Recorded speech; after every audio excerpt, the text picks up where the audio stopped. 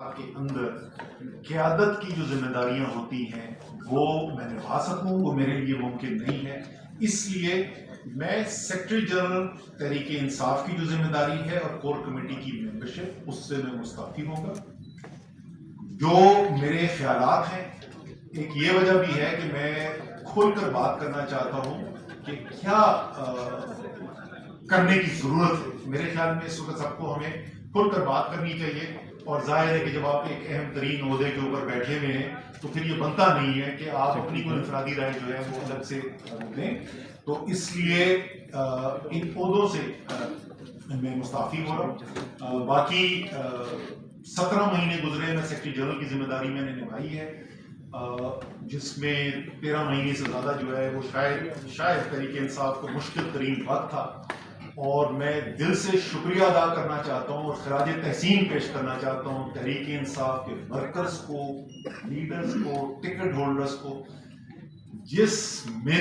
جس طریقے سے میں نے ان کو محنت کرتے دیکھا ہے، جس دلیری سے، جس حب الوطنی سے میں نے ان کو کام کرتے دیکھا ہے، میں بحیثیت جو میری ذمہ داری تھی سیکرٹری جنرل میں، سب کا جیسے میں نے کہا میں دل سے شکریہ بھی ادا کرتا. شاید سب سے زیادہ جو اس دن خطرناک بات ہوئی کہ ایسی تنصیبات جن کا فوج سے تعلق تھا ان کے اوپر حملے کیے. فوج کا پاکستان کے اندر کیا اس کی اہمیت ہے، میرے خیال میں اس کا سب سے اچھا تجزیہ عمران خان صاحب نے پیش کیا.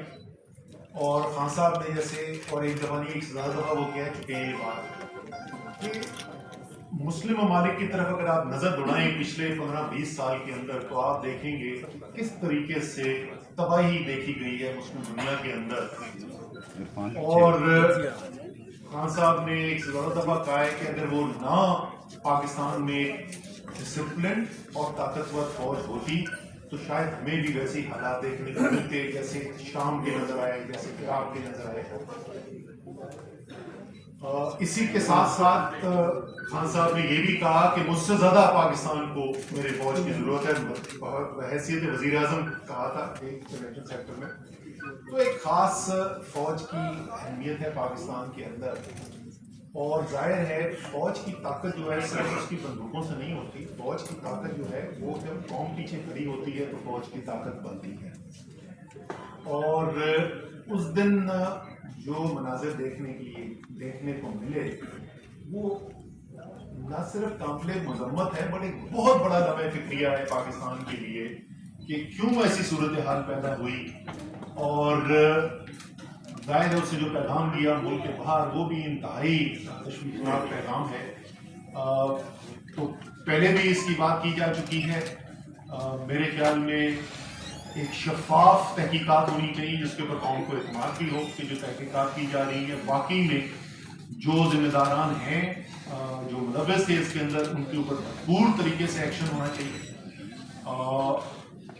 لیکن ساتھ ساتھ یہ بھی ہونا چاہیے کہ جو بے گناہ ہیں، کیونکہ اس وقت ہزاروں لوگ جو ہیں وہ جتنی میرے پاس نالج ہے، میں تو جیسے میں نے کہا 15 دن کی قید تنہائی سے آ رہا ہوں، لیکن جو میں نے سنا ہے اس وقت ہزاروں کارکن جو ہے وہ لوگ زیر حراست ہیں. اور ظاہر ہے ان میں سے بہت بڑی تعداد ایسے لوگوں کی ہے، شاید تقریباً تمام لوگ ایسے ہوں گے، بہت کم ایسے ہوں گے جو ملوث ہوں، زیادہ تر ایسے لوگ ہیں جو بے گناہ ہیں. تو ان کو چھوڑنا بھی جو ہے اور جلد سے جلد چھوڑنا جو ہے وہ بہت ضروری ہے. لیکن یہ تحقیقات ہونا، جو ملوث تھا اس کو سزا دینا، یہ انتہائی ضروری ہے. میرے لیے ذاتی طور پہ اس لیے بھی وہ اس دن کے مناظر ذرا زیادہ کیا کہنا چاہیے تشویشناک تھے یا دل کو میرے زیادہ لگے، کیونکہ یہ میں پہلے بھی بات کر چکا ہوں. آپ مجھ سے آج کوئی ایسی بات نہیں سنیں گے جو آپ پہلے نہیں سن چکے ہیں. میرے خیال میں آخر میں تھوڑی سی میں بات کروں. باقی میرا تجزیہ جو ہے وہ کوئی بھی ایسی چیز نہیں ہے جو آپ پہلے نہیں سن چکے. مجھے یاد ہے میں نے 2017 میں نیشنل اسمبلی کے اندر، قومی اسمبلی میں کھڑے ہو کے تقریر کی تھی جس میں میں نے 10 نام لیے تھے اور میں نے کہا یہ نام کون ہے، آپ نے شاید سنے میں نہ ہو. اور وہ 10 لوگوں کے نام تھے، 10 شہیدوں کے نام تھے جو اس سے پچھلے چند ہفتوں کے اندر شہید ہوئے تھے. اور جیسا میں نے اس دن کہا تھا اور آج پھر کہہ رہا ہوں، آپ کا اور میرا دفاع کرتے ہیں. تو فوج جو ہے وہ صرف ان 2-3 بڑے جرنیلوں کا نام نہیں ہوتا جن کے نام ٹیلی ویژن کے ٹاک شوز کے اندر لیے جاتے ہیں، جن کی پریس کانفرنسز کے اندر بات کی جاتی ہے. فوج لاکھوں لوگوں پر مشتمل ہے جو اپنی زندگی داؤ پہ لگاتے ہیں اپنے ملک کی حفاظت کے لیے، آپ کی اور میری حفاظت کے لیے. اور جیسے میں نے کہا میرے لیے ذاتی طور پہ اس لیے تکلیف دہ تھا، میرا 3 نسلوں سے فوج سے تعلق ہے، یہ بات بھی پہلے سے مشہور ہے. اور مجھے بڑا فخر ہے اس بات کا کہ کوئی 1965 کے بعد سے جنگ سے لے کے اگر آپ وار اینڈ ٹیرر تک اٹھا کے دیکھ لیں، کوئی بھی ایسی صورتحال نہیں ہوئی جہاں میرے خاندان کا، میرے والد، میرے بھائی، میرے بھتیجے وہ انہوں نے اپنی زندگی داؤ پہ نہ لگائی ہو ملک کے دفاع کے لیے. تو اس لیے جو بھی تعلق رکھتا ہے، جو بھی اہمیت کو سمجھتا ہے، ان سب کے لیے وہ تکلیف دہ مناظر تھے. تو ایک تو یہ 9 مئی کے بارے میں میں یہ ضرور اپنے کہنا چاہتا تھا، اور میرے خیال میں تقریباً تمام قوم کے ساتھ جو ہے یہی اظہار خیال کیا گیا ہے. تو یہ بڑی یونیک بات میں نے نہیں کی. لیکن اس کے ساتھ ساتھ صرف 9 مئی نہیں ہے، ہماری قوم اس وقت کدھر کھڑی ہوئی ہے، کہاں پہ ہم ملک کو لے کر آ گئے ہیں. میں ملک کو دیکھ رہا تھا، تجزیہ کر رہا تھا، جیل میں بیٹھ کے ٹائم بہت ہوتا ہے سوچنے کا. تو میں نے کہا 5 بڑے سٹیک ہولڈرز ہیں اس وقت پاکستان کے اندر. پاکستان کی عدلیہ، اعلیٰ عدلیہ میں تقسیم ہوا ہے، سارا پاکستان دیکھ رہا ہے کہ عدلیہ تقسیم ہے.